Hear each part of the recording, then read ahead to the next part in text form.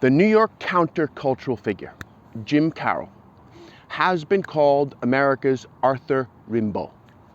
The French poet Rimbaud, a precursor to the Surrealists, just stopped writing poetry at 21 years old and left the 19th century Parisian literary scene to move to Africa and become an arms salesman, and lived happily doing that for the rest of his life, according to literary historians.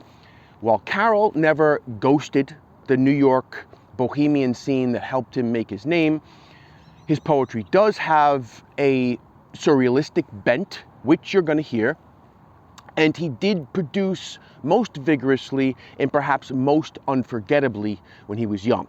His most famous book, The Basketball Diaries, was compiled and constructed from entries that he scribbled down in his early teens and was published when he was 29.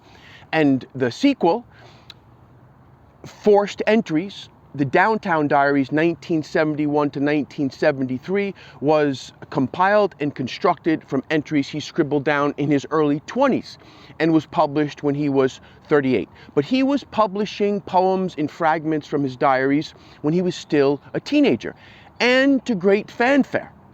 For example, in the Paris Review, none other than Jack Kerouac praised and championed him.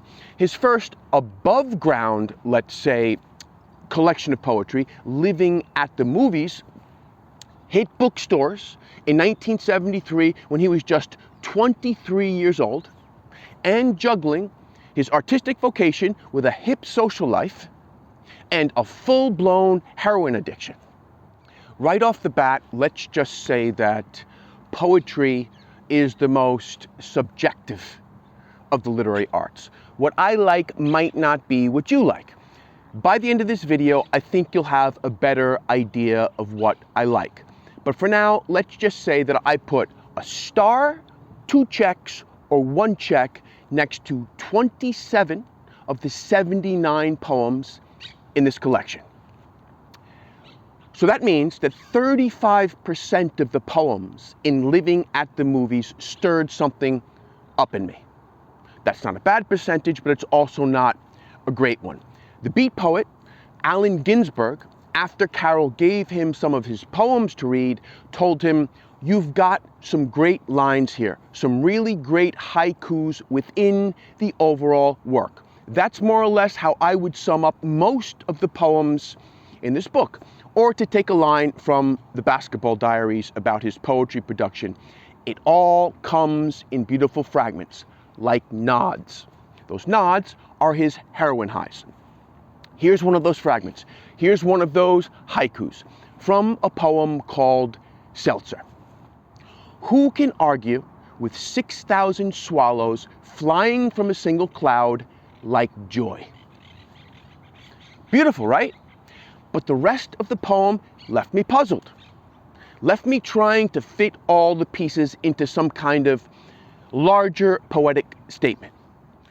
The best poems and the best fragments in Living at the Movies evoke New York City casually, with the naturalness of a native. Evoke the surreality of the world, seen through Carroll's lusty, ambitious, drug-addled eyes, and evoke the longing for and impossibility of love and lovemaking when Carroll is strung out on heroin. The poems do not work so well when they are hallucinogenic rather than poetic, when too much personal context is required to understand them. In other words, they're too directly written to lovers and friends, and when they're too fragmented. In Forced Entries, Carroll gets a chance to meet one of his literary heroes, the beat writer and veteran junkie, William S. Burroughs, at some downtown shindig. And then afterwards, Carroll makes some very telling comments on Burroughs' writing, perhaps in comparison to a style of writing that was all the rage at the time. To tell you the truth, I've never been able to get into all that cut-up technique stuff. It may be pure selfishness on my part, but I want the story straight, like Junkie and Naked Lunch. Those are Carroll's two most famous books. With all that obliterating passion and spiteful truth. I don't want that wisdom, unobtainable elsewhere, cut up into pieces, so that chance might bring some faint revelation. When you rely totally on chance, it's a safe way to play it. Now I wonder what he means by safe, a safe way to play it. Perhaps he means writing that fails to follow through, that shows flashes of talent but falls short of a clear poetic vision or point. Now, why is that safe? Because if you write under a strict artistic rubric, you have to learn to kill your darlings. You have to learn to sacrifice the brilliant fragments that don't add up to anything. And then you might be left with nothing. And that's a big risk to take. To finish up, I'm going to read 3 poems from Living at the Movies that I think represent Carroll at his best as a poet. In all 3 poems, in my opinion, the flashes of brilliance coalesce into a kind of composition that has both impact and a distinctive aftertaste. Here's the first poem. Fragment, Little New York Ode. I sleep on a tar roof, scream my songs into lazy floods of stars. A white powder paddles through blood and heart, and the sounds return, pure and easy. This city is on my side. It's a nice mix of both the real and the surreal. It's a great little moment, poetically but soberly described. Second poem, titled simply Poem. We are very much a part of the boredom of early spring, of planning the day's shopping, of riding down Fifth on a bus, terrified by Easter.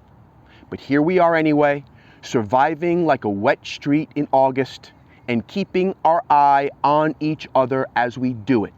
Well, you go west on 8th Street and buy something mystical to wear, and I'll simply tuck my hands into my corduroy pockets and whistle over to Carter's for the poster he promised me. I like the idea of leaving you for a while, knowing I'll see you again, while boring books, W.H. Auden, and movie schedules sustain my isolation. And all the while, my mind's leaning on you like my body would like to lean on you below some statue in Central Park, in the Lion House at the Bronx Zoo, on a bed in Forest Hills, on a bus. I reach 3rd Avenue, it's blue traffic. I knew I would sooner or later, and there you are in the wind of Astor Place, reading a book and breathing in the air every few seconds. You're so consistent. Isn't the day so confetti-like? Pieces of warm flesh tickling my face on St. Mark's Place, and my heart pounding like a Negro youth, while depth is approaching everywhere in the sky and in your touch. Surviving like a wet street in August. That is a great line. He's not surviving for long. They're not surviving for long. You're so consistent, he thinks, after seeing her breathe. It's just a great love poem. While depth is approaching everywhere in the sky and in your touch. That's what I mean by having an impact, by having a distinctive aftertaste. The poem stays in your mind after you read it. The feeling of it. Poem number 3, The Green Bus. What time is it in your bedroom?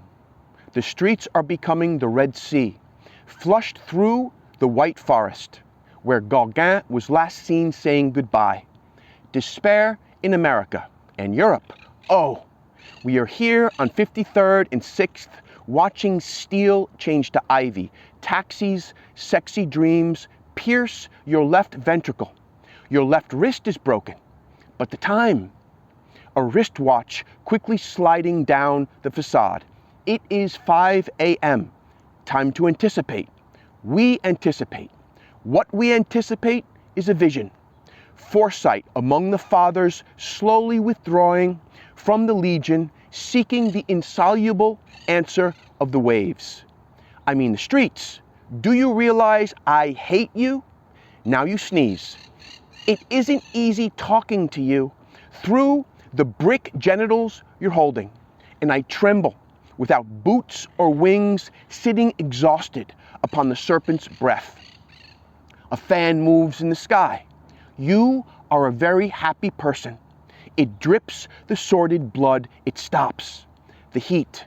It is 5 a.m. in the Warwick coffee shop. It is 5:10 in New York. I am in New York. No more fiesta along Houston Street, she remarked. Smear the river with doves and praise the departing feathers. I don't know from your bedroom what you're thinking, said the person. Do you want to take in a movie and go home after and fuck maybe? You are warm today, and the climate is happy and welcomed. Shall we walk then to the park near the fountain? Shall we sit in the grass? Do you see how he gives us concrete stuff to ground us and then goes off on his surrealistic flights?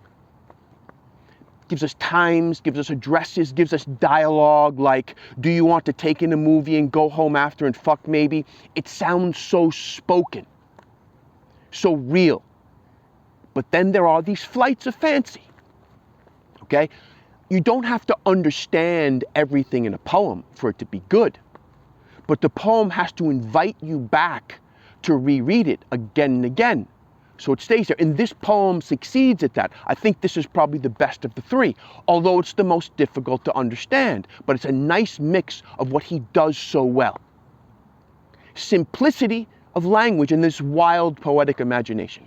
Anyway, just because Carroll wrote primarily about his youth, about Bohemia, about his drug-steeped existence, that doesn't mean that staid, long in the tooth adults like me can't relate.